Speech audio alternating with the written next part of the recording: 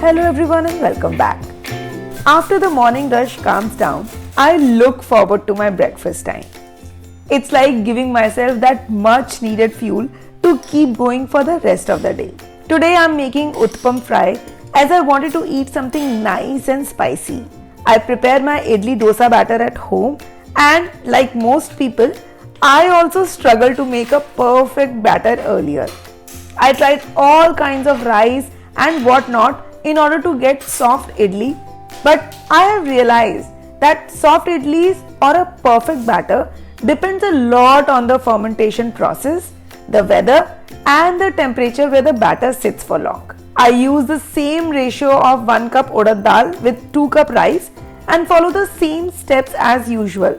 But I have observed that here the batter ferments so well and I get the best idlis I have ever made to date. But I would still like to confirm with my friends who are experts in making idli dosa batter to share their viewpoint in the comment section below. For the uttapam fry, I'll make mini uttapams on tawa and toast them from both the sides. And while uttapams are getting ready, I'll make masala to fry them. For the masala, I'll first crackle some mustard seeds in oil along with some peanuts and green chili. Next, I'll add chopped curry leaves and saute well. Then I'll add some turmeric and sliced tomatoes. Now I'll add these mini uttapams to the masala and before mixing, I'll add 1 teaspoon of podi. You can skip podi if you don't have it and add regular masalas instead. Mini uttapam fry is ready and I'll eat it with some green chutney.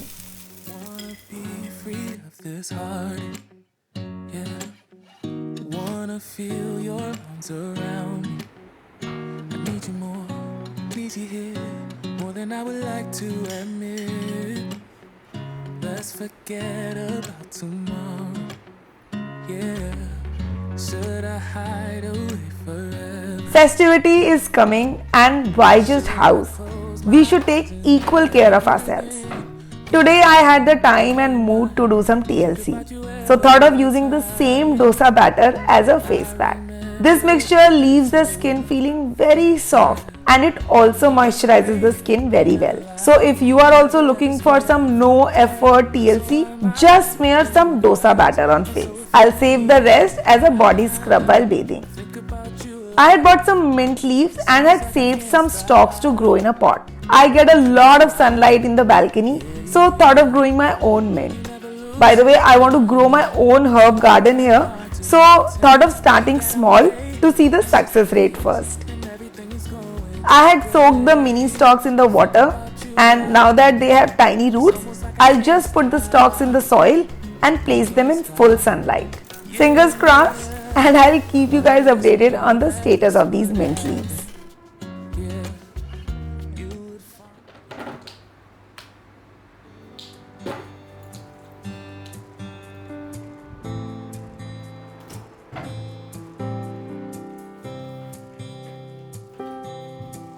You know I am a to-do list person as it really helps in preparing better and the chances of missing out on things also reduces a lot. But along with all the festive house prep, this time I wish to think a step ahead and get involved in the family finances of the house. A housewife is as important as an earning member of the family and the absence will create the same impact. Hence this time I wish to take the term insurance to give that protection cushion to my family. Availing the benefit of the fact that women pay 18% lesser premium than men, I am exploring my options with Max Life Insurance with their women-centric term insurance plans. With Max Life Insurance, women can get multiple plans like 1 crore life cover at just Rs 654 per month and also a 1 crore life cover plus 5 lakh critical illness cover in just Rs 737 per month. Not just that, it also helped me save taxes on the premium that I'll pay. As also an earning member of the family, I want to take equal responsibilities in the family protection and Max Life term insurance can easily be bought by housewives without submitting their husband's income proof. Family protection comes naturally to women. So not just me, More and more women are getting term insurance to protect their family. And if you haven't already, then I'll say step up as it's your time now. Check the link in the description box to get more details on Max Life term insurance plans. I have listed a few to-do for the day that I'll finish during the afternoon when the kids will sleep. Meantime, I'll prepare the lunch before Dhare comes in. For today's lunch, I'll make aloo beans and mangodi ki sabzi with mixed veg raita and chapati. First, I'll start by making mangodi or badi ki sabzi. Being from Jaipur, I love Rajasthani dishes and have been craving for mangodi for quite some time. These are moong badis, and nowadays these are easily available online and in any general stores nearby. I prefer making them into curd gravy, so I'll whisk the curd well and keep it ready. I'll also prepare the spice mix in a separate bowl that will go into this sabzi.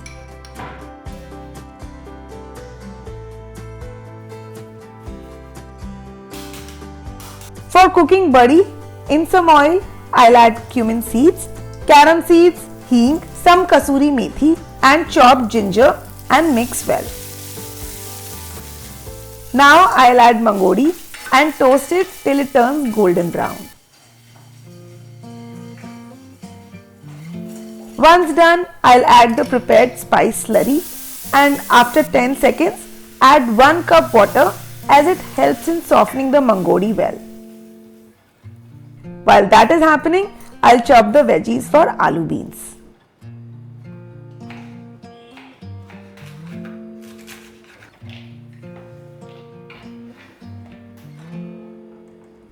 Mangodi has softened and now is the time when I'll add the whisked curd and stir continuously till gravy starts boiling.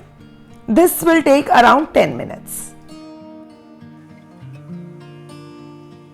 Once the gravy starts boiling, I'll let it cook for another 10 minutes and work on aloo beans. So in some oil, I'll saute some cumin seeds, red chili, green chili, turmeric and add potatoes first. I'll cook potatoes for 5 to 6 minutes in some hing and salt till they are half done.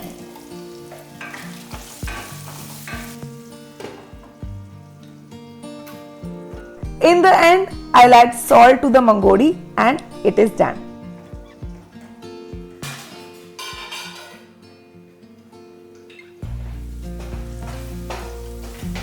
The potatoes are half done. Now I'll add beans and add a little water to let the veggies cook in the steam for 10 minutes while checking in between.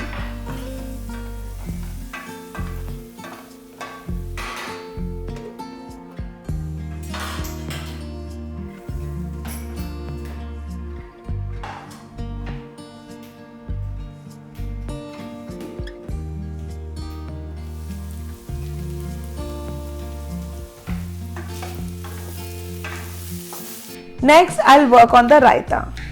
I'll cut cucumber and capsicum into bigger chunks and then fine chop them in a chopper. Aloo beans is almost done and now I'll add all spices and cook for 2 to 3 minutes before shutting the stove. For the veg raita, I'll also grate a carrot and mix it with all the veggies. Both the veggies are done and I'll add chopped coriander and some lemon juice in the aloo beans. I keep the raita masala ready, which has all the ingredients listed on the screen. So I'll add that in the whisked curd and add all the veggies and a little water to make the raita.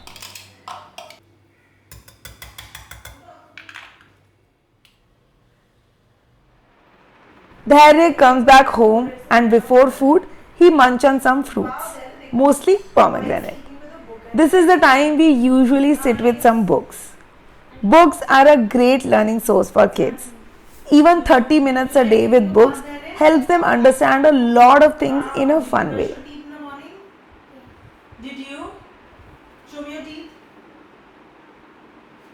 Nice. Good job, Daddy.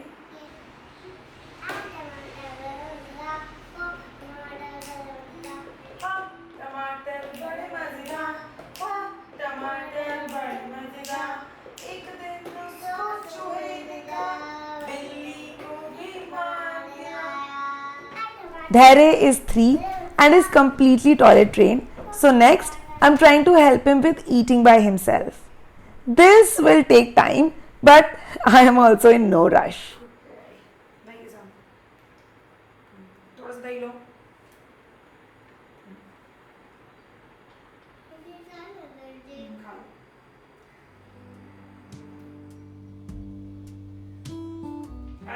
Right before Rutvi comes, Dhairya eats his food and sleeps so that when she comes back, we can enjoy our meal together while listening to the school updates. Fixed routines makes a mother's life so much easier. Not only me, but kids stay prepared for what's coming next and there are fewer meltdowns. I get really hungry by this time and looking at a plate full of this cooked food feels so good. Simple, fulfilling meals are always the best.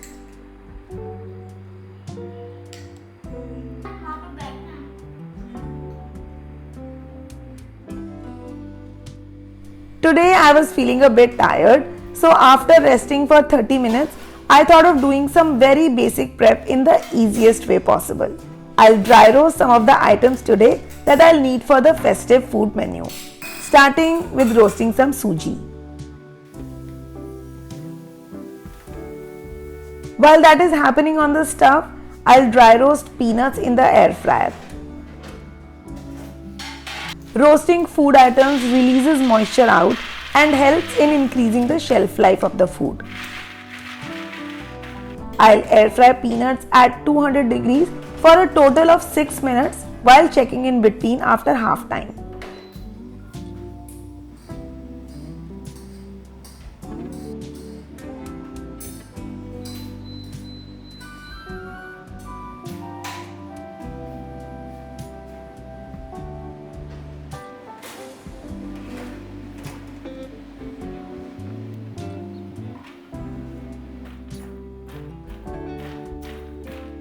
Both the things are roasted well and I'll keep them aside to cool down. I'll also make some homemade garam masala today. A perfect garam masala has everything to do with your preference of taste buds. That's why the quantities of whole spices vary a lot. Garam masala is basically a combination of spices and fragrances which vary a lot in every household. But for the basic structure, here is how I make it. I'll start by collecting all the whole spices that will go in the garam masala.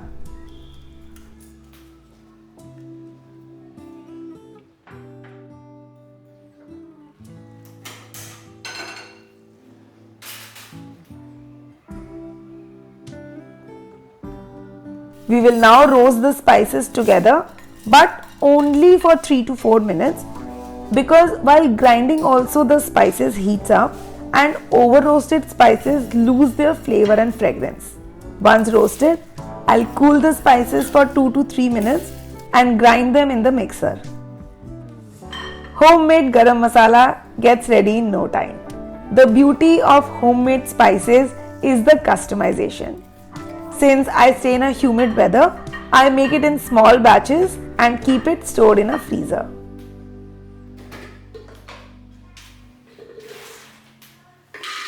Small prep like these really helps in saving a lot of time on the festive day. Otherwise, the festivities feel a little burdened.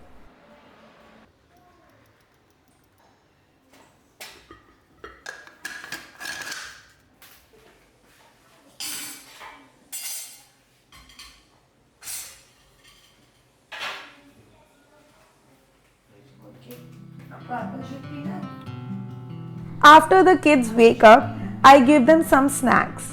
Today, I'll make an apple shake.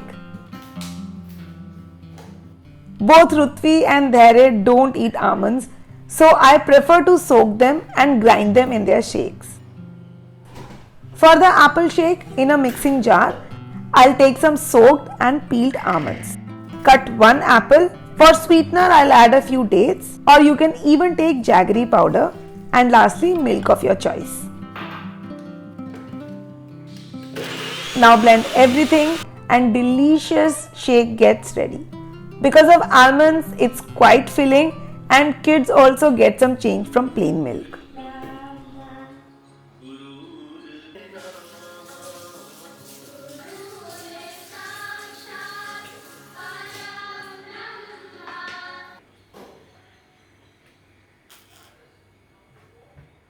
Evening time is spark time for kids, but before leaving the house, I'll do some required dinner prep.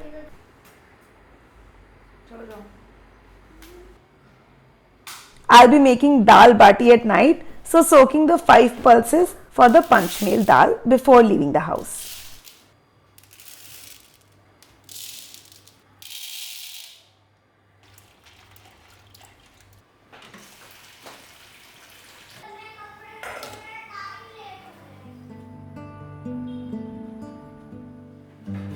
Karthik comes back and takes care of kids while I get myself involved in cooking dinner.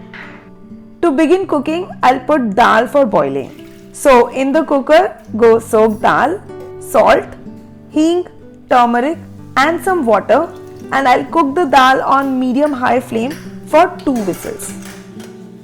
Now I'll prepare the dough for bati, as I also need to rest it for some time later.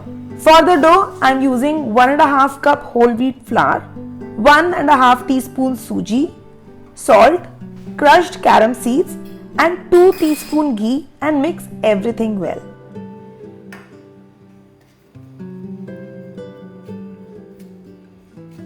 Mix the flour between palms and hold in the fist to see if the dough is binding. If it doesn't, add 1 more teaspoon of ghee and mix again. This step is very important to get the nice texture of bati. Now knead the dough with the help of some lukewarm water. I added around half a cup water to make a paratha like dough, neither too hard nor too soft. Cover it and keep it aside for 15 minutes. Today I'll make masala bati, so now I'll prepare masala for the same. For the masala, I'll first crush the coriander seeds. They bring an amazing flavor to this masala and are a must-have. Next, I'll grate a lot of ginger and chop a lot of coriander leaves.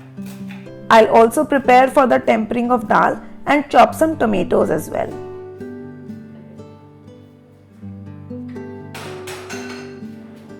Now for the bati masala, in 1 teaspoon oil, I'll add 1 teaspoon ghee as it brings a nice flavor into the stuffing.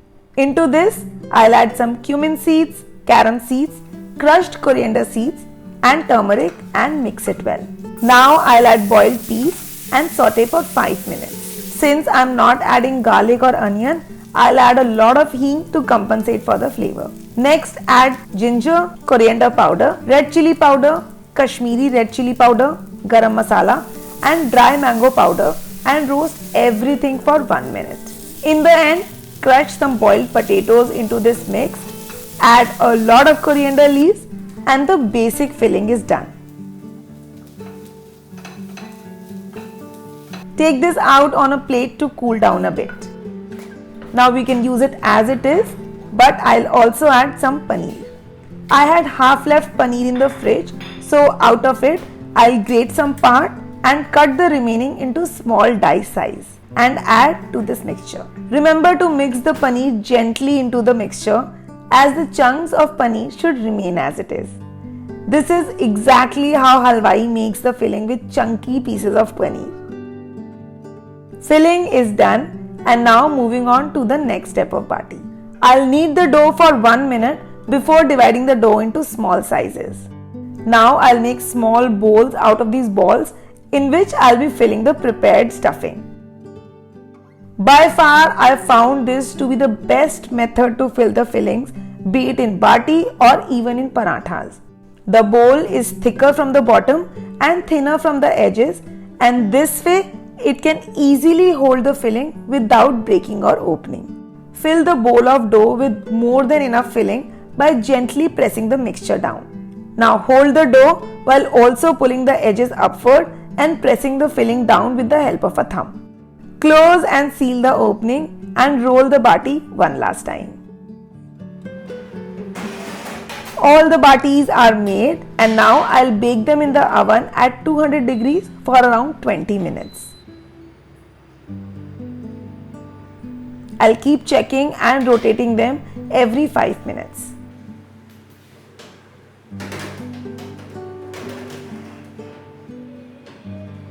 While the bati is baking in the oven, I'll prepare the dal.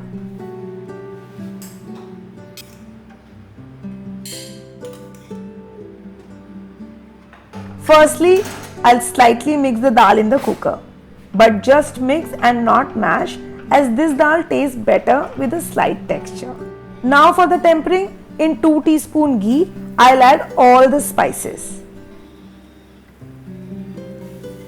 Add ginger and mix again for just 5 seconds before adding the chopped tomatoes.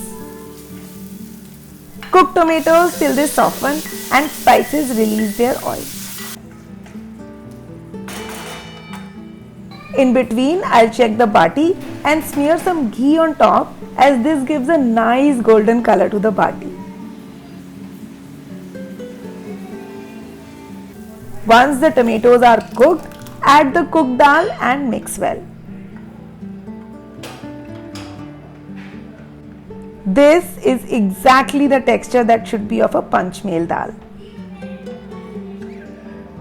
You can make the bati in a cooker or kadai as well by placing a round stand on the bottom and putting the bati on top and cooking covered, but the process takes more time, so I prefer making it in an oven. Bati is nicely baked and has a nice golden color. And now it is plating time. I'll break open the bati to show you how nicely the filling is filled inside. At our home we dip the bati in ghee, but here I'll pour some from the top because bati without ghee has no taste for me. I'm sure both my fathers will be super proud to see me cooking bati today, because at my home both my father and father-in-law are a fantastic cooks and make dal bati better than moms. However, moms will feel offended for not dipping the bati in the ghee. If you are also a dal bati lover, I highly recommend you try this version, as it is very satisfactory. I hope you enjoyed watching today's vlog and learned something new. If you did, like this video and subscribe to the channel to motivate me and to show your love. Join me on Instagram for some daily life updates and behind the scenes, and do share your comments, suggestions and advices in the comment section below, as I really enjoy reading them. And I'll see you in my next vlog. Until then, stay tuned and stay connected.